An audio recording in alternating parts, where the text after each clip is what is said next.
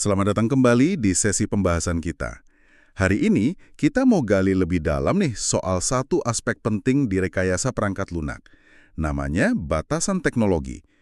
Nah, kita akan coba urai bareng-bareng ya, apa sih ini sebenarnya, dan kenapa kok penting banget gitu dalam pengembangan software. Oke, mari kita mulai bedah ya. Sumber yang kita punya ini menyebutkan ini sebagai salah satu jenis persyaratan non-fungsional. Mungkin kita bisa mulai dari situ dulu. Apa sih maksudnya itu? Nah, pertanyaan bagus tuh buat mulai. Jadi gini, persyaratan non-fungsional itu intinya adalah kriteria yang ngatur gimana sebuah sistem seharusnya jalan. Bukan fokus ke apa fungsinya atau fitur apa aja yang dia punya. Jadi ini lebih ke aspek kayak ya performa, keamanan, keandalan, semacam itulah.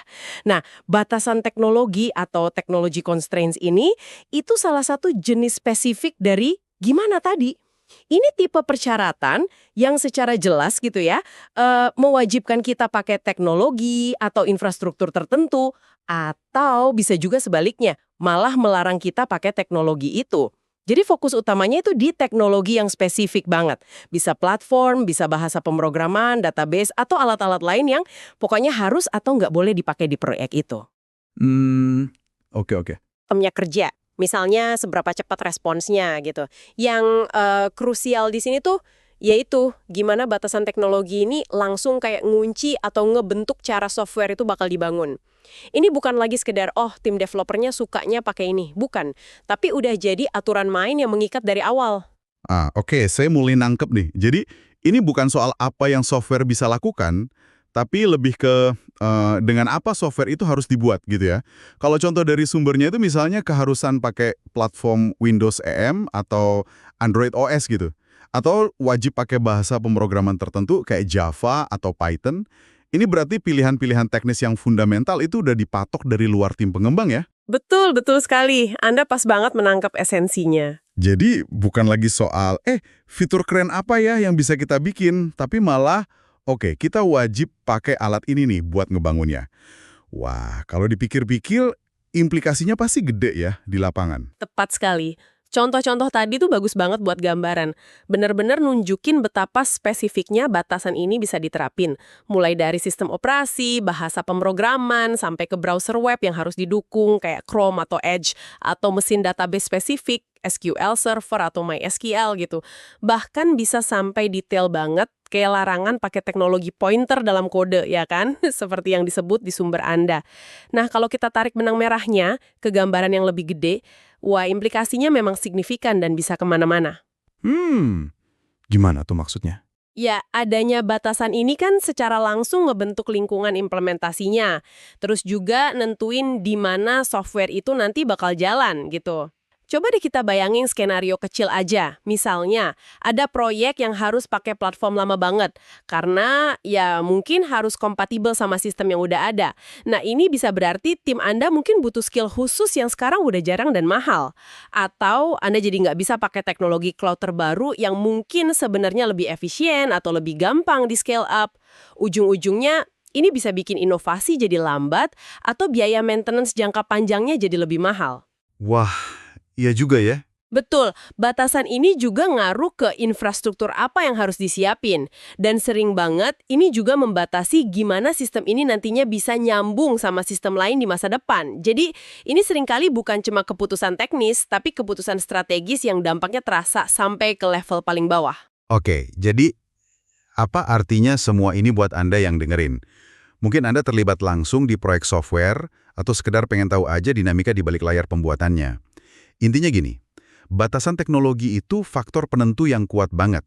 Kayak dia netepin pagar atau rel teknologi yang harus diikuti, secara eksplisit nentuin atau ngebatasin pilihan yang ada, dan akhirnya ya sangat mempengaruhi gimana sebuah ide software itu diwujudkan jadi kode, infrastruktur, dan produk yang jalan. Betul. Nah, ini terus jadi memunculkan dilema yang menarik juga ya buat direnungkan lebih jauh.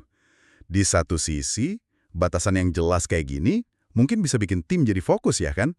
Atau mastiin kompatibilitas yang emak dibutuhin. Atau bahkan bisa jadi mempercepat keputusan teknis di awal proyek. Tapi, di sisi lain, sejauh mana sih batasan ini malah bisa tanpa sengaja gitu, ngehambat adaptasi ke teknologi baru yang mungkin lebih bagus, atau mungkin malah membatasi solusi kreatif yang bisa aja muncul dari tim pengembangnya. Ini jadi pertanyaan menarik ya. Apakah batasan ini dalam praktiknya lebih sering jadi penjaga rel, biar nggak keluar jalur, atau malah jadi kayak rem tangan buat inovasi? Pertanyaan bagus itu. Kami harap sih obrolan kita yang ringkas tapi lumayan dalam ini bisa ngasih Anda perspektif baru ya, dan pemahaman yang lebih kaya lah soal peran batasan teknologi di dunia rekayasa perangkat lunak ini. Ya, betul banget. Dan kalau Anda ngerasa diskusi kita kali ini ada manfaatnya, nambah wawasan gitu, kami bakal seneng banget kalau Anda mau subscribe ke channel ini, biar nggak ketinggalan pembahasan mendalam kita berikutnya dari sumber-sumber menarik lainnya. Dan tentu aja kami juga pengen banget dengar dari Anda nih, gimana pandangan Anda soal batasan teknologi ini? Punya pengalaman pribadi ya? Mungkin pernah ketemu situasi di mana batasan ini justru nolong banget, atau sebaliknya, malah jadi penghambat besar di proyek Anda. Jangan ragu ya, tuangkan aja pemikiran dan pengalaman Anda di kolom komentar di bawah. Kami tunggu loh. Terima kasih banyak sudah menyimak pembahasan kita kali ini. Sampai ketemu lagi di kesempatan berikutnya ya. Selamat datang kembali. Oke, kali ini kita langsung bahas materi kiriman Anda ya tentang batasan kualitas layanan perangkat lunak. Kita fokus ke bab 1.7 dari panduan SYBOK VKT 4.0.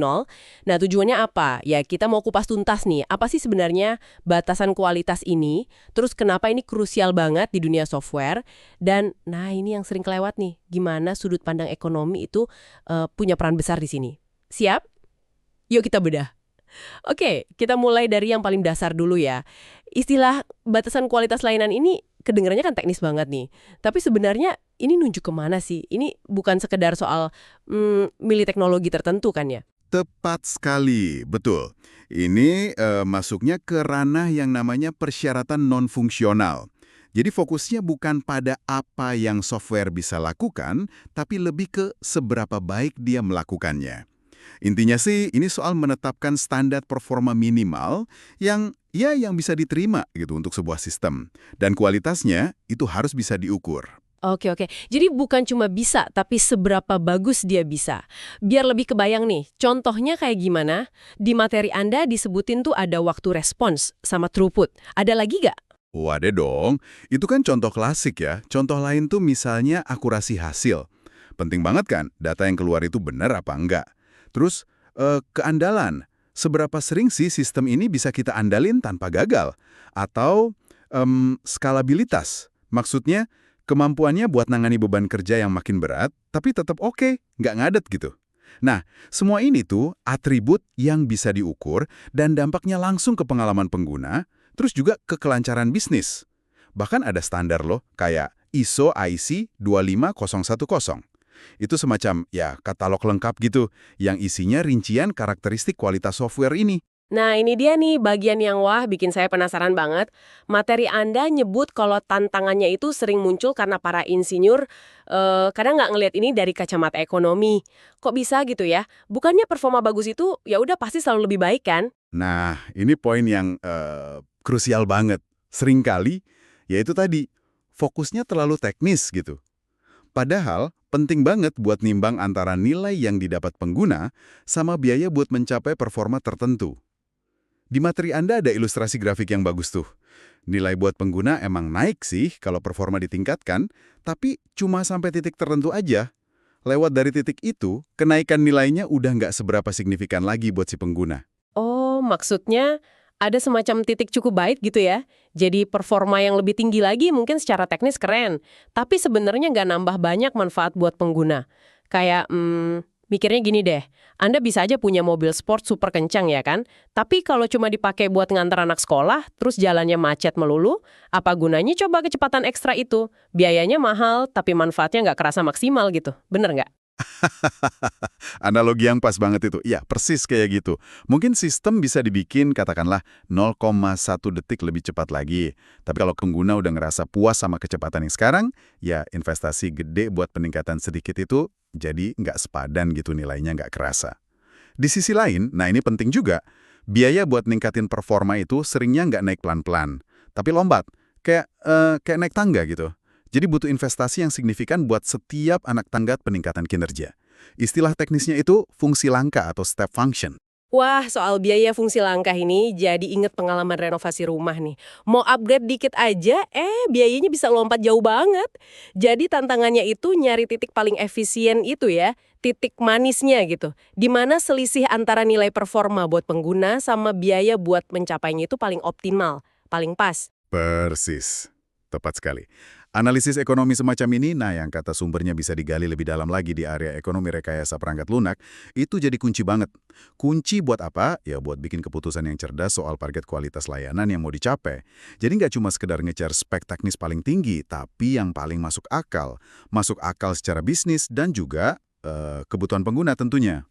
Oke, oke. Jadi kalau kita simpulkan nih ya, batasan kualitas layanan ini sebenarnya bukan cuma soal daftar angka-angka teknis gitu, tapi lebih ke menetapkan target performa yang satu, spesifik, dua, terukur, tiga, penting buat pengguna, dan yang paling penting, harus selalu ditimbang untung ruginya.